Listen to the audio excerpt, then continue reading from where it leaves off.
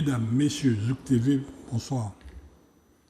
On a le grand plaisir aujourd'hui de vous porter un élément en termes de construction. C'est sur la construction de notre pays. Et si vous écoutez, vous avez raison, pour finir par comprendre ce qui se passe au pays. Monsieur Bonheur, bonsoir. Bonsoir, M. Gravin.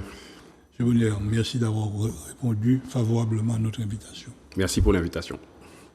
D'autant que nous savons qu'en ce moment, vous êtes sous des dalles de béton. Oh, nous sommes occupés. C'est vrai qu'il y a quelques enjeux pour le secteur dont il faut s'occuper. Donc je suis parmi ceux qui s'occupent de ces questions.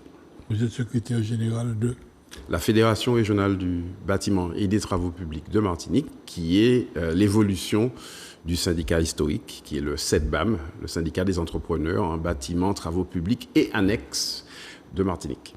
Et quand le bâtiment, tout va? Quand le bâtiment va, tout va. Mais bon, je ne suis pas sûr que le bâtiment aille comme il faudrait aujourd'hui. Je suis très triste en regardant tout ça. D'autant que nous avons travaillé pour éviter cette catastrophe. Ça fait déjà bientôt 30 ans, avec Émile Capgras. Le dysfonctionnement de la commande publique. Et aujourd'hui, on est en plein dedans. Tous les mardis, entièrement, classe première de nos entreprises qui sont mortes, cimetière définitif, avec de la créance publique. Alors, ça arrive effectivement, donc les mardis pour, je pense, les téléspectateurs, c'est le tribunal mixte de commerce qui statue sur les procédures collectives. Et effectivement, parmi les entreprises martiniquaises qui malheureusement connaissent la liquidation, il y a un certain nombre d'entreprises avec des codes APE relevant de l'activité bâtiment travaux publics. C'est classique, il y en a beaucoup, il y en a trop. Et ça montre effectivement que ce secteur a des acteurs qui sont fragiles et qui sont aussi fragilisés, notamment par des dysfonctionnements de la commande publique. Alors, ce ne sont pas toutes les entreprises de BTP qui travaillent avec des acteurs publics, mais celles qui le font peuvent effectivement être victimes de dysfonctionnements qu'on dénonce depuis des années. Un entrepreneur, très souvent, et dans 6 ans, ils sont 3-4 dans l'entreprise. Alors, on a beaucoup de petites entreprises. C'est la caractéristique de ce secteur, mais pas que de celui-là. Dans l'économie martiniquaise, on a beaucoup de très petites entreprises. Alors, ça peut effectivement amener un certain nombre de souplesse dans l'action de l'entreprise, mais en réalité, on s'aperçoit que c'est surtout de la vulnérabilité que ça crée, puisque les entreprises n'ont souvent pas comme on dit chez nous, les reins suffisamment forts. L'assiette financière. Oui, c'est principalement des questions de trésorerie. Alors souvent, des entreprises qui peuvent avoir des marchés, des carnets de commandes, c'est-à-dire qui peuvent avoir de l'activité, sont souvent contraintes et sont incapables d'exécuter les chantiers parce qu'elles n'ont pas la trésorerie pour pouvoir faire face à leur charge d'exploitation. Et c'est une situation, on n'est pas au stade de la découverte, là. Non. On est en plein dans la réalité. Non, ce sont des choses qui sont bien connues, notamment pour le BTP. Et c'est vrai qu'on a du mal à avancer et à résoudre les problèmes qui se posent encore aujourd'hui. Et ça, c'est dommage, parce que qu'il y ait une situation à un moment donné qui soit dégradée, soit. C'est pas satisfaisant, mais soit. Mais ce qu'il faut, et ce qui est important, c'est qu'on avance et qu'on puisse résoudre les problèmes. C'est ce qui intéresse en fait les acteurs économiques que nous sommes et ce qui devrait intéresser tous les décideurs, notamment les décideurs politiques, qui ont quand même en charge et comme compétence le développement économique de ce pays. Le téléspectateur qui nous regarde se posera la question, mais pourquoi le politique ? Alors, il faut pour ça inviter les politiques. Nous, on peut... À la condition première qu'ils acceptent l'invitation. Ah, ben ça, il faut voir avec eux, mais il faut être, monsieur Grab, faut être très, très, très insistant. Donc, non, mais il faut les inviter. J'ai vu des politiques dans cette émission. Donc, c'est bien qu'il y en ait certains qui acceptent de venir, je dirais, parler des responsabilités qu'ils prennent en nos noms, puisque le politique n'est qu'un représentant en fait du peuple. Il faut leur poser la question. Mais en tout cas, nous, ce que nous disons, c'est que nous subissons ces dysfonctionnements, les entreprises subissent ces dysfonctionnements. Certaines ont les reins assez solides pour pouvoir, je dirais, faire avec, mais personne n'est satisfait de cette situation. Et on ne peut pas, nous, aujourd'hui en Martinique, se dire c'est comme ça.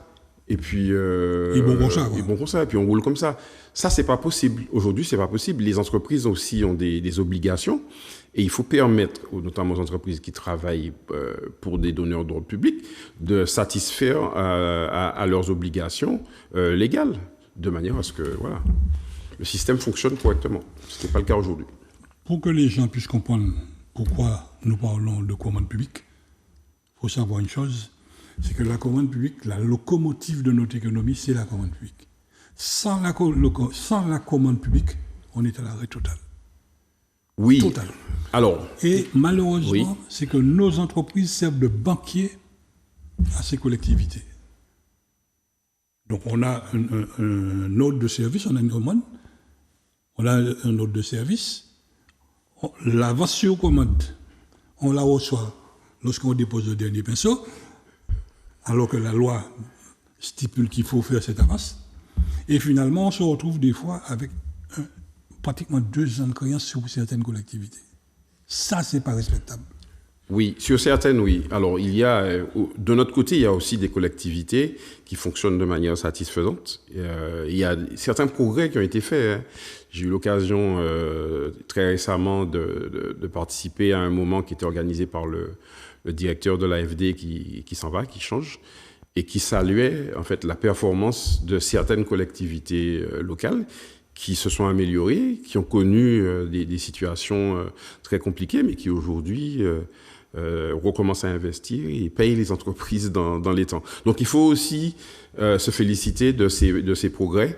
Par contre, globalement, la situation reste insatisfaisante, et la Martinique notamment, puisque nous avons l'opportunité d'échanger avec les territoires voisins. J'ai vu que ces temps-ci, on prend beaucoup exemple sur les territoires voisins. Par rapport à ces territoires, nous sommes derrière. C'est le constat qui est amer et qui est difficile à accepter pour moi, Martiniquais. Nous derrière on poche derrière ou bien nous derrière on gagne médaille. Nous derrière on gagne médaille. Mais le pluriel commence à partir de 2. Oui.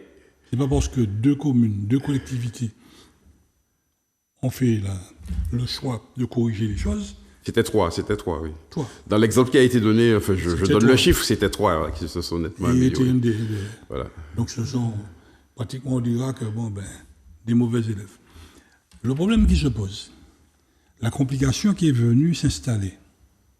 Aujourd'hui, nous sommes obligés de respecter les normes européennes, oui, les normes françaises, et la norme martiniquaise à laquelle, avec l'obésité administrative que nous avons, nous rajoutons encore sur ça. Et les appels d'offres sont dématérialisés. Au panier en Burkina Faso, c'est communautaire. Mais ce n'est pas un sentiment. Alors, c'est vrai que les choses deviennent de plus en plus compliquées, complexes. Modernes. Moi, j'imagine si on avait demandé à feu ma grand-mère, ma paternelle, paix à son âme, d'aller sur Internet pour faire des choses. Et aujourd'hui, on en est là, quoi. Donc, on est avec la digitalisation, la dématérialisation, l'arrivée de l'électronique, dans une ère où, en fait, on demande, et de plus en plus, ça va être le cas, aux des entreprises, à des particuliers, de maîtriser tous ces outils digitaux. On n'en est pas encore là. Donc ça veut dire qu'on crée aujourd'hui une différence, un fossé entre un certain nombre d'entreprises qui vont pouvoir s'adapter, qui s'adaptent ou qui sont déjà prêtes, et puis des entreprises qui auront plus de difficultés à s'adapter à cette modernité. Et si on n'est pas vigilant, on va exclure un certain nombre d'entreprises, beaucoup d'entreprises, notamment de la commande publique, parce qu'elles ne seront pas en capacité de pouvoir suivre les demandes qui sont faites dans le cadre de ce processus de digitalisation, dématérialisation, etc. Les entreprises ne sont pas prêtes et on ne les a pas préparées. Elles sont déjà hors course et elles ne pourront pas être rattrapées par la patrouille. Pire, c'est que nous regardons, nous observons, beaucoup de marchés sont infructueux. Oui. Beaucoup d'appels d'offres sont infructueux. Et le politique ne se pose pas la question, et il ne peut pas se poser la question, ni les administratifs. Le 28, c'est viré pour lui, sans problème. Ça, il a qu'à tomber. Alors, je ne veux pas me mettre à la place des décideurs politiques et des cadres territoriaux qui gèrent ces affaires-là. Donc, je ne peux pas accuser de comportement léger. C'est un constat réel. Enfin, ce qui se passe, ce qu'on peut faire, c'est constater effectivement qu'il y a des dysfonctionnements. Et je pense que c'est un constat qui a été fait par tout le monde. Et aujourd'hui, ce qui est intéressant à faire, c'est dire, est-ce qu'on laisse les choses rouler comme ça ou est-ce que collectivement, on décide de trouver des moyens d'améliorer la situation? Et nous, entreprises, notamment entreprises du BTP, nous souhaitons et nous avons déjà largement exprimé ce souhait que la situation puisse évoluer. Personne n'est magicien, on ne va pas régler tous les problèmes du jour au lendemain. Par contre, ce qui est important de décider et de mettre en action, c'est de dire, mais on ne peut pas rester comme ça, c'est pas possible. Cette entreprise-là qu'à mort. Mais on voit bien que les entreprises disparaissent, que ça crée des drames, et ça ne sert personne en fait, ça ne sert pas le citoyen. Ça ne sert pas la Martinique. Ça ne sert pas la Martinique. Et quand ça ne sert pas la Martinique, c'est pas bon. On voit ce que ça donne. Mais il y a une formule. Il y a une formule pour cela. Quoi, pour régler ces questions? Pour régler 100 fois pour toutes.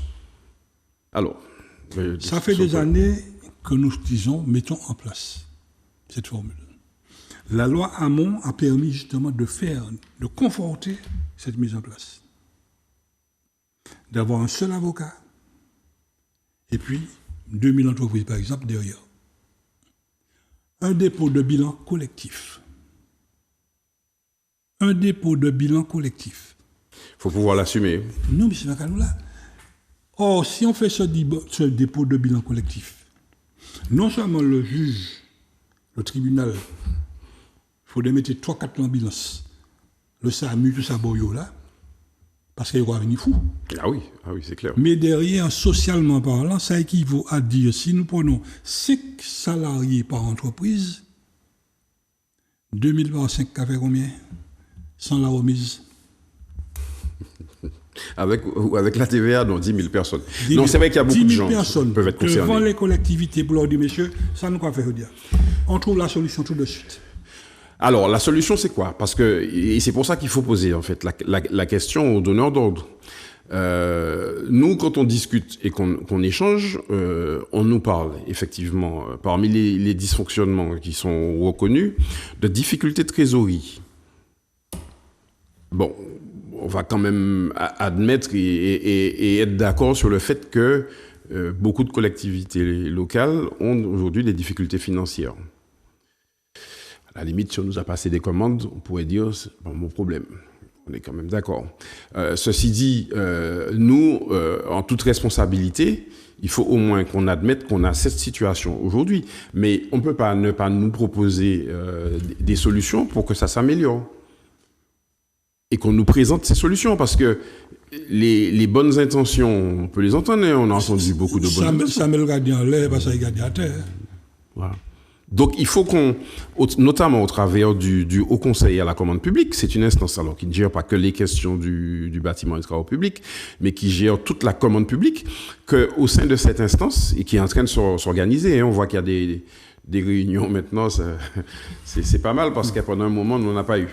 Non, mais c'est bien, il faut saluer quand les choses avancent et je pense qu'il faut être juste. Et dans le cadre de cette instance qui existe, on peut discuter avec l'État, avec les collectivités locales, qu'on prenne des décisions et puis qu'on se fixe un calendrier et puis qu'on vérifie chaque fois, qu'on se rend compte si on est dans les temps de passage comme un pause cycliste ou si on est en retard. C'est pareil, il faut qu'on accepte je dirais, d'évaluer les actions qui sont décidées, de mesurer l'impact de ce qu'on décide, et puis de manière à pouvoir rendre compte.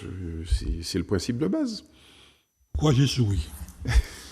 C'est bon, vous étiez en train de me rajeunir. C'est vrai? Ah oui. Mais tant mieux si j'ai cet effet-là. Ah oui, vous êtes là qu'à rajeunir, moi. C'est pas aujourd'hui, non, c'est Baïta. Non. Nous avons organisé, je me souviens plus de l'année, parce que ça ramène moins trop loin, une venue en Martinique de spécialistes de la commande publique, pas des petits bonhommes, avocats, tout catégorie. On avait 850 inscrits.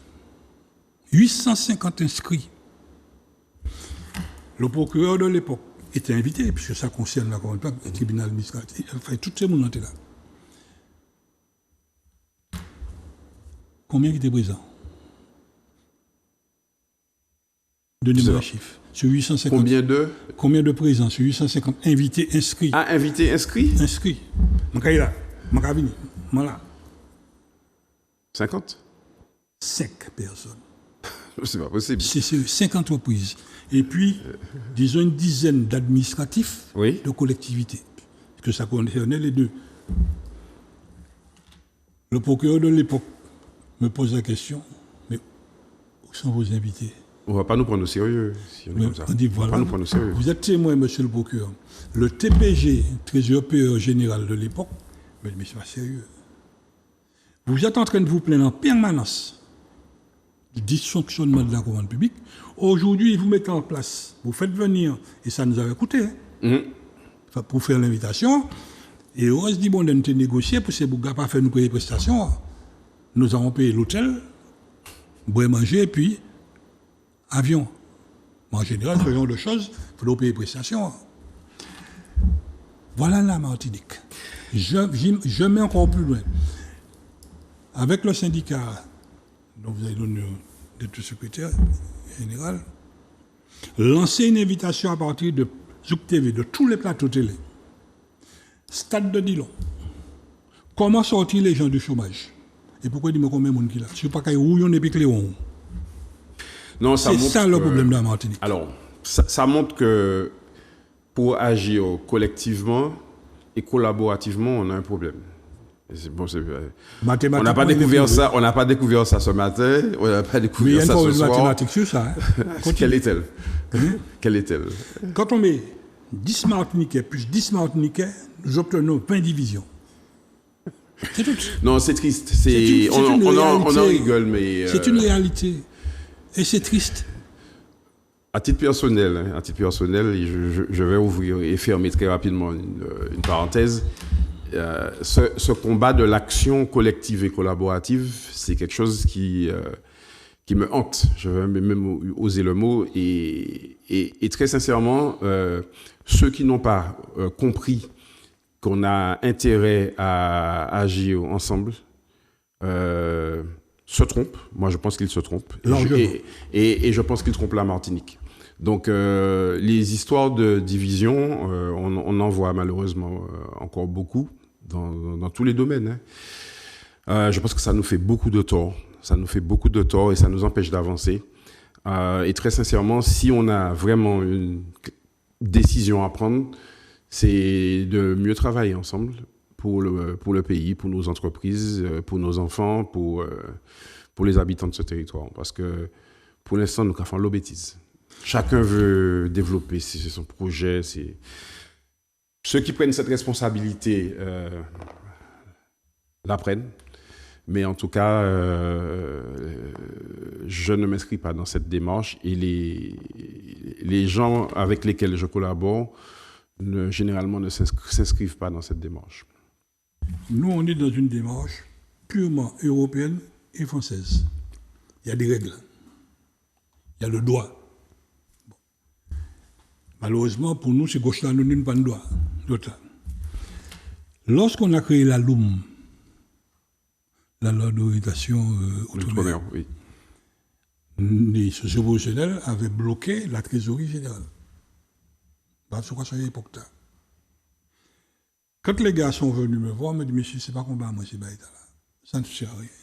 D'autant que nous, à la fin mois là, les virements ne seront pas faits, le personnel, enfin. Et le TPG de l'époque qui nous regarde souvent, que je salue, il est maintenant à la retraite, il a eu l'intelligence de passer par la Guadeloupe pour faire les paiements pour les fonctionnaires. Mais les entreprises, les virements ne vont pas passer. Lorsqu'on a créé la LUM, j'ai tenu le pari avec lui. La LUM, malheureusement, nous n'avons pas été suivis par les parlementaires de l'époque, ni à Adrien Père à leur âme. On a oublié plusieurs satellites pour la sécurité sociale et les impôts. On a vu ce que ça a donné derrière la LUM. Alors, il faut. Nous avons une économie qui est particulière. Et on a vu, on l'a dit, on le répète, on a un tissu entrepreneurial qui est relativement fragile. Donc, ça veut dire que tout ce qui peut être adapté à nos réalités, je pense que personne ne peut être contre. Par contre, il ne faut pas que ça crée des effets pervers et qu'on se dise que parce que nous sommes spécifiques, parce que nous sommes fragiles, qu'on se complaît dans cette situation et puis qu'on accepte de fonctionner comme ça. Il faut aussi, comme on dit, mettre un peu de vertu et puis avoir de l'ambition. Quand on est entrepreneur, on a l'ambition de pouvoir faire grandir son activité, de pouvoir être profitable. Il faut dire l'entreprise est là pour gagner de l'argent, honnêtement, mais pour gagner de l'argent. Et ça, des fois, je crois qu'on hésite souvent à le dire, mais même les entreprises de BTP, elles sont là pour gagner leur vie, gagner de l'argent. Mais même l'abbé Pierre. Donc, voilà, ça, il faut le dire. Il faut le dire. Et on le dit pas assez souvent. Par contre, les dispositifs d'aide massifs, il faut aussi s'en méfier parce que ça crée en fait des habitudes. À un moment donné, ça peut être utile. Il y a des combats, effectivement, à mener et je pense qu'il faut mener un certain nombre de combats. Mais il faut faire attention à ne pas rentrer dans des fonctionnements qui ne seraient pas vertueux. Okay? L'image de l'entreprise, d'une manière générale, est relativement, malheureusement, dégradée, alors que les entreprises martiniquaises sont des acteurs essentiels pour le développement de ce pays, pour le progrès humain. Et effectivement, ce sont les entreprises qui aujourd'hui vont créer de l'emploi. Je pense qu'on est tous d'accord là-dessus. Attention à l'image que nous donnons de l'entreprise, parce que derrière, la population souvent ne nous fait pas de cadeaux. Et c'est donc important, y compris dans le bâtiment et les travaux publics, moi j'entends des choses, je suis comme tout le monde. Monsieur Bonheur, tout est lié. Voilà, faire les choses correctement. On a des sujets, nous avons des situations sur lesquelles il faut aller se battre, qu'il faut aller demander, il faut aller réclamer. Et puis, c'est aussi à nous, à nos entreprises, de se structurer et de structurer la branche, de structurer le secteur, de parler des vrais problèmes, de manière à ce qu'on avance. Tout est lié. Monsieur Bonheur, vous êtes du BTP. Si vous n'avez pas bâché, il faut soit loué, si le salaire n'a pas été fait dans l'entreprise, la femme du salarié ne peut pas aller aux coiffeuses là pour un bel petit coupe. Tout est lié. Quand le bâtiment va, tout va. Mais c'est ça, c'est bien ça. Or, quand on a lancé la LUM, il y a ceux qui ont voulu créer la spécificité. Ils disent non, monsieur, il y a un texte de loi qui est là. Appliquons. Point. Ça veut dire quoi? Lorsqu'on regarde administrativement les collectivités, tout ce qui est public, lorsqu'elle n'a pas payé l'entreprise, on appelle cela enrichissement sans cause. Lorsque c'est une entreprise qui n'a pas payé son fournisseur, soit le fournisseur le défère au tribunal mixte de commerce, soit il a la possibilité d'aller plus loin, de le déférer en correctionnel. OK? Appliquons les règles. On ne peut quand même pas accepter qu'un lycée soit fait sur le dos d'entreprise, que mon aura venu battre poitrine ni belle bakouaï, les vernis, lunettes parfumées, j'ai fait un lycée et pour pas payer. Ça s'appelle du vol. Et tant que nous n'avons pas compris qu'il faille faire le nécessaire pour se faire respecter, ça va continuer. Alors, la solution, c'est quoi? Pensez bien que ça fait longtemps qu'on cherche à trouver une solution. Est-ce que la solution, c'est de faire la révolution? Ça dépend où et comment. Ça dépend où et comment. Je ne suis pas convaincu. Mais bon, c'est une opinion personnelle. Il y a d'autres personnes qui ont des opinions qui sont différentes. Ce qui est sûr, c'est que ça ne peut pas durer. Au moins, je pense que tout le monde est d'accord sur le fait que ça ne peut pas durer. Tout le monde se plaint des problèmes d'attractivité du BTP, on ne trouve pas d'entreprise. Mais pourquoi on ne trouve pas d'entreprise? Parce que souvent, on les a maltraités. Maltraités. Pourquoi les jeunes ne veulent pas venir dans le BTP? Parce qu'on n'a pas aidé les entreprises à se développer. Quand une entreprise n'est pas payée en temps et en heure et que... On ne peut pas payer Bougla. Voilà, des problèmes pour payer parfois ses salariés, ça n'encourage pas les plus jeunes à se dire que c'est un secteur attractif. Or, on a besoin de construire beaucoup de choses encore à la Martinique. On le voit bien, tous les jours on entend parler de réfection de réseaux d'eau potable, on fait du haut débit numérique. Voilà, il y a développement des énergies renouvelables. Est-ce que c'est normal aujourd'hui? Non, mais j'ai une question juste là. Oui. Est-ce que c'est normal aujourd'hui qu'on est en train d'établir la PPE, Programmation Pluriannuelle de l'Énergie? Donc, on va décider comment on génère l'énergie et ça, pour la fin de l'année, là, ou début d'année prochaine. Donc, on sait qu'on va vers le développement des énergies renouvelables, notamment le photovoltaïque. Est-ce que c'est normal aujourd'hui que le régiment du service militaire adapté, qui a une formation de monteur en équipement photovoltaïque, n'ait aucun candidat? Ça veut dire quoi?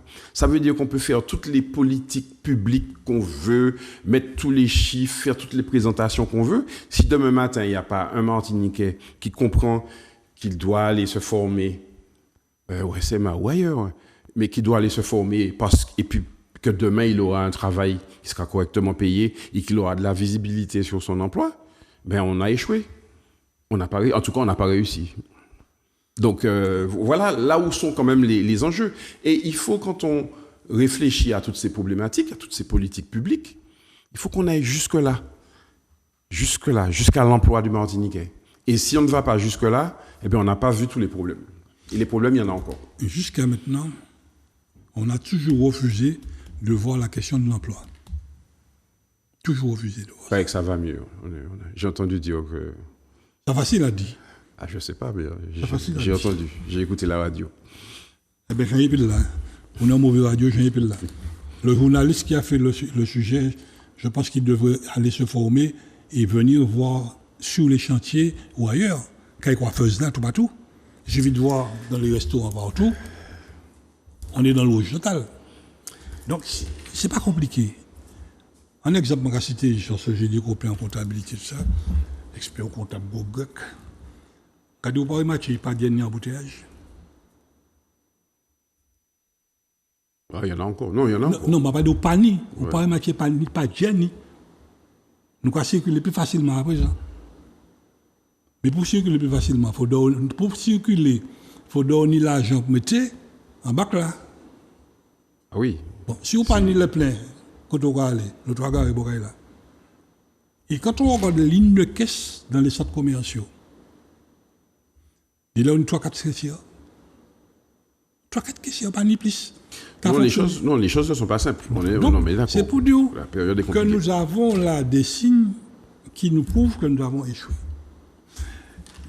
Songez, lorsqu'on a eu la casse de Font-Saint-Jacques, nous avons sorti un article, on a même dit ça en télévision, disant aux gens victimes de faire très attention. Très attention. Le père Bali, qui a les moyens, qui avait la puissance judiciaire avec lui, on a mis 12 ans pour régler son problème. Et il a fallu un courage politique de l'actuel président de la CTN pour qu'on puisse mettre un trait de plume sur cette affaire. Ça fait déjà 3 ans, c'est Font-Saint-Jacques. 3 ans, c'est mon raconté mon nom. Et je ne sais pas combien d'années là encore. Donc c'est pour montrer comment, dans le fonctionnement de chez nous, une des gens s'en foutait pas mal. Ceux qui ont plein avec Ottawa là. Je sais pas. En réalité, je sais pas. Et je préfère croire que c'est pas ça. Je pense que c'est plus ça. Je préfère croire que des Martiniquais ne peuvent pas dire je n'ai rien à faire de la situation de mes compatriotes. Je peux pas croire ça. Je préfère ne pas croire ça. Je préfère. C'est un choix, mais c'est un choix. Non, ma Et alors, après, il y a des problèmes. Mais il faut au moins qu'on soit d'accord sur le fait qu'il y a des problèmes. Et puis, il faut qu'on s'asseye et il faut que les gens discutent, il faut que les gens échangent pour trouver des solutions. Oui. Et c'est ça qui manque. Souvent, ça manque. Table ronde? Mais non, mais on a déjà fait plein de tables rondes. Les constats sont déjà faits. Tout le monde connaît la situation. Changeons la rondeur de la table. On nous fait une table cubique. Plutôt, pour nous garder qui m'a donné quoi, excentré, il faut un bagage. Quoi, d'un côté, nous avons choisi un barycentre. Il faut trouver des. Bon, pour l'instant, nouveaux systèmes. C'est béton coulé qui paye. Si l'entreprise n'est pas payée, tout ce qui est derrière ne peut pas être payé. Nous avons fait, à un moment donné, j'ai discuté de ça avec un TPG, trésorier général. J'ai dit, mais monsieur le TPG, toutes nos collectivités sont au même niveau que les entreprises. Quand nous, on ne peut pas payer, nous sommes déférés devant le tribunal mixte de commerce. Quand ces communes sont en cessation de paiement, pourquoi vous ne les mettez pas sous ça, non? La tutelle? Sous la tutelle. J'ai regardé, moi, il dit, moi, vous avez raison, mais c'est difficile. Il a pris ses responsabilités, il a dit, mais... Vous avez raison, c'est difficile. Mais les deux, trois dernières années ont montré qu'il n'y a pas de fatalité. Il y a des communes, dont une que je connais très bien, qui étaient dans la grande souffrance financière, en grande difficulté financière, qui aujourd'hui payent ces entreprises, réalisent des investissements et payent ces entreprises de BTP avant les délais légaux. Donc il n'y a pas de fatalité. Il n'y a pas que le BTP. Non, mais c'est pour donner un exemple. Et comme c'est un secteur que je connais bien, donc il n'y a pas de fatalité. Et si ce maire et son équipe ont réussi à assainir une situation financière compliquée, je pense que chacun est capable d'aller vers dans la même direction. Et l'important, c'est qu'on avance. On connaît la situation aujourd'hui. Elle n'est pas satisfaisante. Mais on ne peut pas se contenter de dire c'est comme ça et puis ne pas faire rien. Donc, il faut qu'on avance. Et nous, ce qu'on souhaite, c'est vraiment qu'on avance. C'est qu'on prenne des décisions, qu'on agisse et puis qu'on mesure, surtout qu'on mesure. Parce que si on prend des décisions et puis nous pas amuser que ça nous a fait, on ne sait pas ce qu'on a fait. La question d'évaluation, ça n'existe pas dans le vocabulaire martiniquais ni de sa pratique. Ça, il faut que ça change. Ce Grabin, il faut que ça change. Il faut qu'on évalue nos politiques publiques. On ne peut pas décider de choses et puis ne pas savoir si ça a bien fonctionné, moins bien fonctionné, ce qui a fonctionné, ce qui n'a pas fonctionné. C'est pas possible. À la fin de l'année, là aujourd'hui, on peut très rapidement le faire. On peut le faire soit trimestriellement, tous les jours. Avec l'ordinateur, on a très vite son bilan. Donc on va évaluer. L'on évalue, là on va aller. Ça ne faut pas en faire par là, Les collectivités.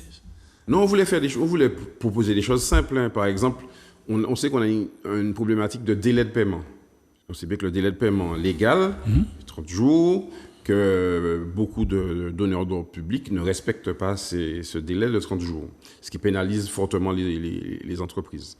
Et l'idée, c'était de dire, puisque l'acteur public, en fait, est là au nom du peuple. L'acteur public, oui. Donc, donne ces délais de paiement moyens à l'instant T, aujourd'hui, et puis on se fixe un objectif pour dire, voilà, ce vers quoi on tend pour dans 6 mois, pour dans 1 an, et puis peut-être qu'on va revenir dans la norme, on se dit, allez, on se donne 2 ans. Mais au moins qu'on fixe des objectifs. Aujourd'hui, on ne sait pas, c'est opaque, et je pense que c'est des bons pour personne. Mais on n'est pas dans un processus d'accusation. C'est pour ça que j'essaie de sortir de ça aussi. On est dans le constat. Je suis dans le constat. On est dans le factuel. Le seul qui est réussi du paiement à 28 jours, défunt Émile Cabouas. Il y a de bonnes époques. Nous partons de Bijan et Capédoy pour l'ITPO. défunt Émile Cabral. Le seul. Enfin, au niveau de cette institution. Oui. Non, mais il y en a d'autres qui payent. Il y en a d'autres qui payent correctement. Non, mais comme eux, ces locomotives-là, c'est pareil, lorsqu'on a fait la LOM, je crois que c'était le cadeau, préfet le cadeau. C'était le cadeau, le préfet cadeau, Michel Cadeau. En préfecture, quand j'ai pris la parole, je lui ai dit, monsieur le préfet, vous avez déjà payé? Il m'a dit, mais non, pas où. Est-ce que l'État a déjà payé au moment où nous parlons? Je regarde son TPG, je regarde son dit, il a raison. Nous payons. En fait, ça veut dire quoi? Jusqu'au fin d'avril, entre le 1er janvier et le dernier jour d'avril, on n'est pas payé. Donc, je touche. Et c'est là qu'on est parti sur la question de la LOM. Et puis, surtout chez nous, c'est des gens nous partis en manière forte. Mais ça a très vite capoté. On ne peut pas. Alors, la seule chose, c'est encore avec Émile Cabral. Nous sommes parvenus, parce qu'en fait, les gars votaient les budgets jusqu'à la fin du mois de mars. On peut, alors, en fait. Attends. Oui. Le directeur de cabinet, il est venu me voir chez moi. Salut le copain. Je lui sors le code. Il m'a dit, montrez-moi qui côté ça matchait que le budget c'est au 31 avril et 31 mars. Il cherchait, il m'a dit, mais non, copain. On a jusqu'au. Alors, si on vote le budget annualisé, le budget des. Maintenant, c'est aussi un problème. C'est sous Cabral. Cabral a fait, il votait son budget. 31 décembre, c'était déjà réglé. 1er janvier, report à nouveau, j'ai mon ordre de service. Tandis que l'autre là, m'a donné un ordre de service là en juillet. Oui, mais la loi est quand même bien faite. C'est-à-dire que les collectivités... Mais l'application de la loi.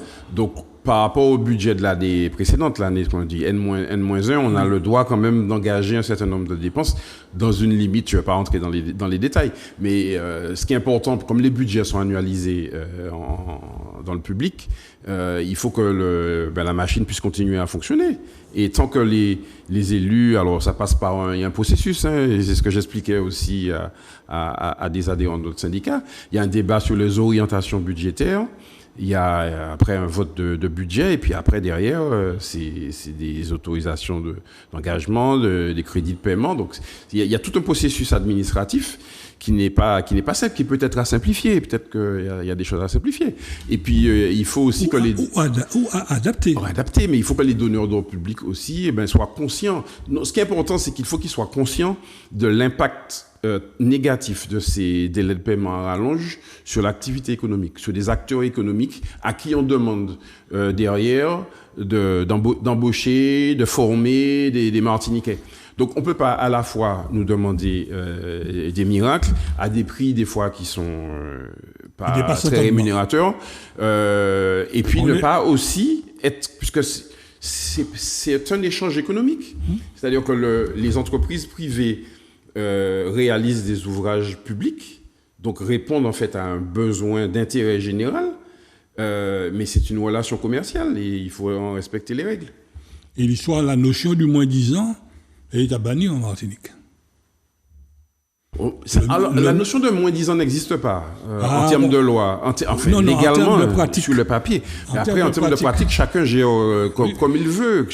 Mais il faut savoir que parfois, quand on choisit un opérateur économique qui a un prix qui paraît très attractif, mais qui ne va pas arriver au bout du chantier, et on se fait beaucoup de mal. Et on fait beaucoup de mal aux citoyens pour lesquels on est supposé agir. Ouais. On fait beaucoup de mal. Et là, je reviens sur le côté je m'en foutiste de ces gens-là. Plus grave, il y a une loi, la loi d'Aï. Quand j'ai lancé la loi d'Aï ici, il est là, nous appliquer. J'ai fait condamner un président qui refusait d'appliquer la loi d'Aï. Puis grave, le gars en plénière, compère.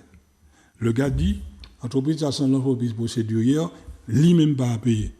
Écoutez bien ça, là. Il faut sortir de ça. Non, mais justement, ce genre de choses, je le refuse. Ouais. J'ai appelé mon huissier. tu lui fais une sommation interpellative au nom du président. Pas président pour dégager, en nom propre.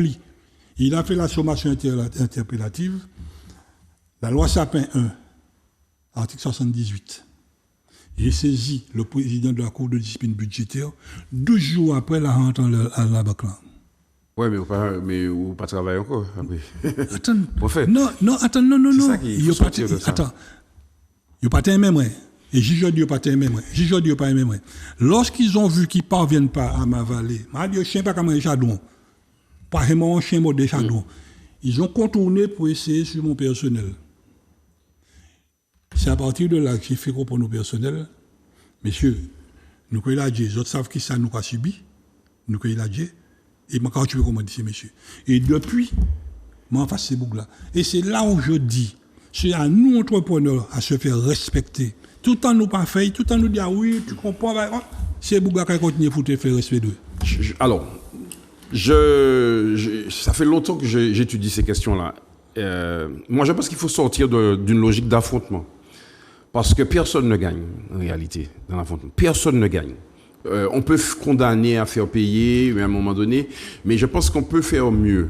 Lequel est-ce ? Je pense qu'on peut faire mieux. Lequel est-ce ? En toute responsabilité, entre Martiniquais, je pense qu'on peut faire mieux et qu'on peut mieux administrer ces choses-là, permettre aux entreprises de vivre, d'être payées dans les temps et en heure, pour qu'elles puissent s'occuper de leurs investissements, de la formation du personnel. Parce qu'un chef d'entreprise qui ne sait pas s'il pourra faire les salaires à la fin du mois parce qu'il n'a pas été payé, comment vous voulez qu'il puisse se préoccuper de la formation, de la montée en compétences de ses salariés? C'est pas possible. C'est pas possible. Donc allons. C'est pour ça que moi, je suis plutôt quelqu'un de pacifiste. Allons vraiment, mais il faut prendre la décision à un moment donné. Et il faut que toutes les parties prennent la décision de dire, allons sortir de ce fonctionnement, allons sortir aussi de la logique d'affrontement, parce que moi, je ne me présente à aucune élection. Donc, les élus et les décideurs qui sont là, qui sont en poste, ils sont parfaitement légitimes. Les gens qui ont gagné une élection démocratique sont parfaitement légitimes et ils sont parfaitement fondés à agir comme ils le souhaitent. La sanction, elle vient de l'élection suivante. Si les citoyens ne sont pas satisfaits, si les acteurs économiques ne sont pas satisfaits du cadre qu'on leur donne pour qu'ils puissent agir, ben chacun prendra ses responsabilités. Moi, Jean-Yves Bonnier, j'ai un bulletin de vote de chacune des élections auxquelles je peux participer. C'est tous les 5-6 ans où c'est vie. Voilà. Or, tous les jours, bon Dieu fait. Ouais. Tous les jours, bon Dieu fait. Au passage, un huissier qui est venu porter. D'accord. En papier jaune bord, oui. En papier vert bord, et pour dire qu'on peut, c'est fini. C'est terminé, oui. Non, mais je sais. Donc, cette sagesse, elle s'applique lorsqu'on est dans un État, je dis, dans un territoire responsable. Oui, c'est à ça qu'il faut arriver. L'irresponsabilité collective, elle est la permanente.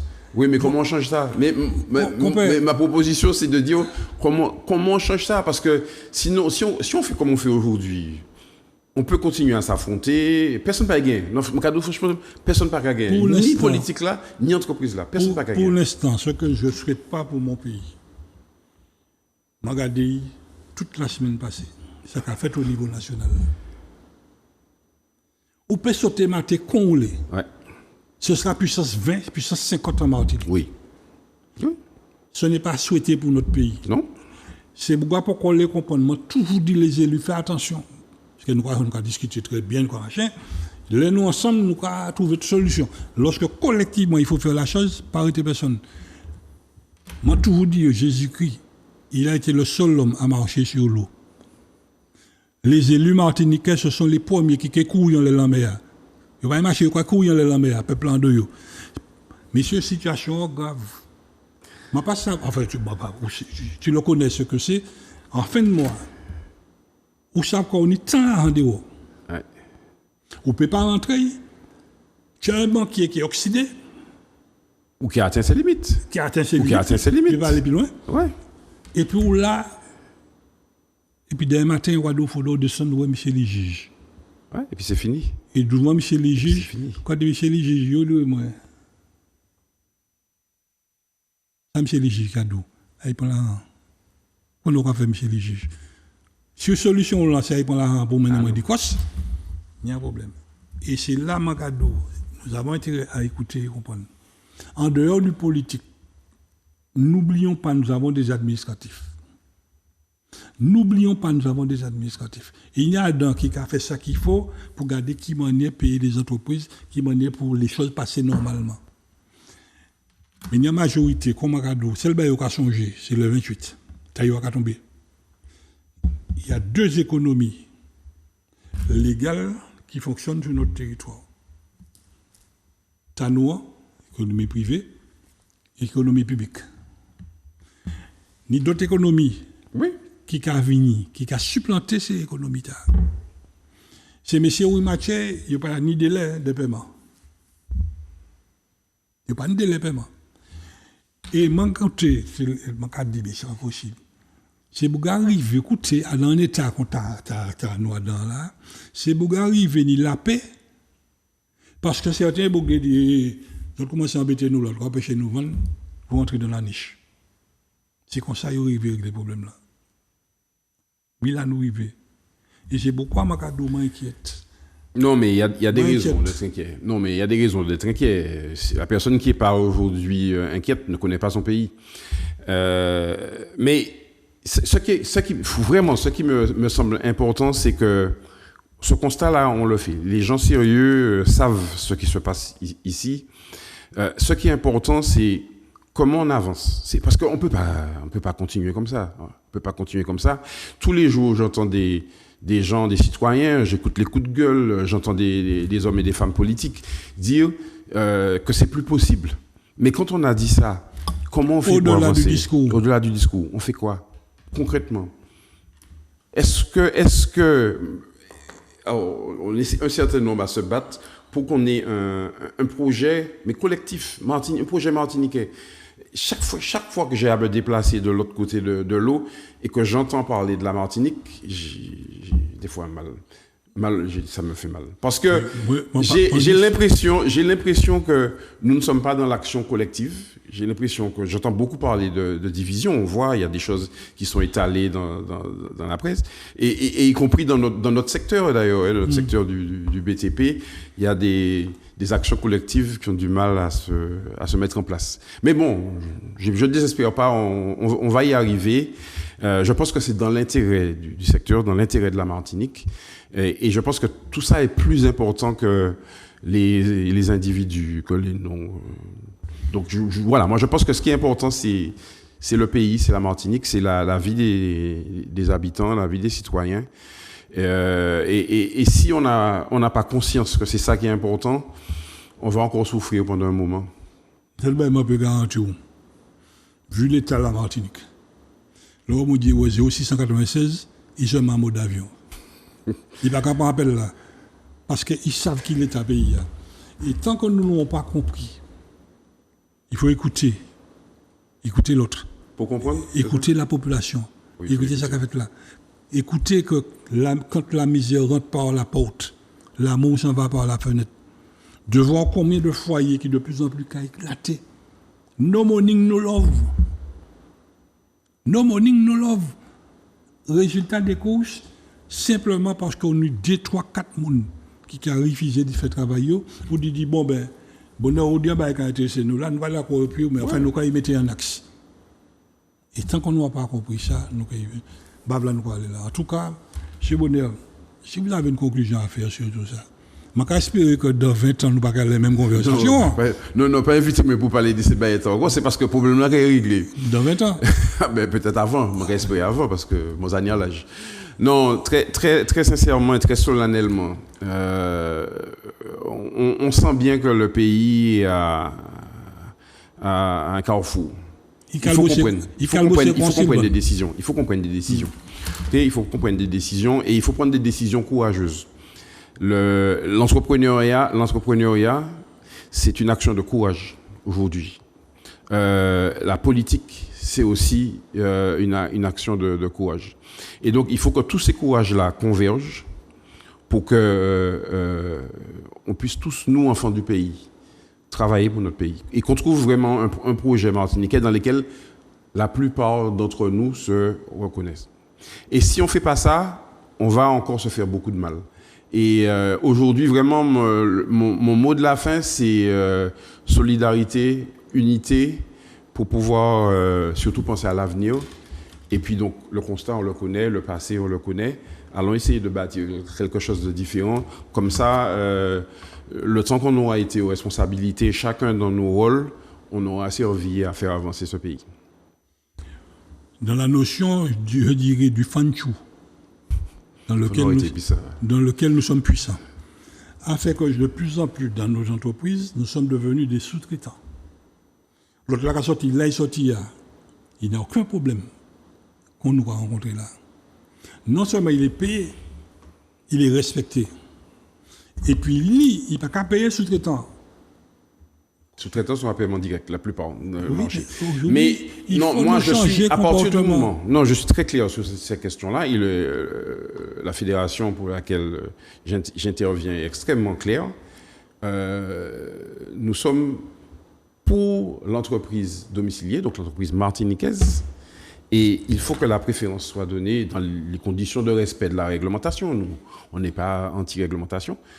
Soit donnée à l'entreprise martiniquaise. Et parmi ces entreprises martiniquaises, n'en déplaise à certains, il y a des entreprises qui sont ici avant ma naissance et que je considère, et qui emploient des Martiniquais, et que je considère aussi comme des entreprises martiniquaises. Et il faut que ce soit clair dans l'esprit de tout le monde et qu'on arrête ces discussions en essayant de faire le distinguo grande-petite. Il y a de la place pour tout le monde. Pays. Si les donneurs d'ordre règlent les problèmes qu'ils ont chez eux, lancent des marchés, payent les entreprises en temps et en heure, on pourra bâtir un secteur du BTP performant. C'est ce que nous souhaitons. Il y a eu la semaine dernière un séminaire au CFA où les effectifs sont malheureusement très bas. Ça veut dire qu'on ne forme pas et on cherche déjà, toutes les entreprises cherchent des collaborateurs dans le BTP. Ce sont des métiers qui sont correctement payés, ce sont des métiers qui sont passionnants et pour lesquels on a du mal à trouver des femmes et des hommes pour venir occuper les emplois qui sont disponibles. Mais ça va se résoudre. Ça va se résoudre. Je suis confiant sur une chose. C'est pas problème là qui est Martinique. Non, il y a de l'argent. Il y a beaucoup d'argent. C'est l'ammonia qui m'a le compté. En tout cas, merci encore et à très bientôt.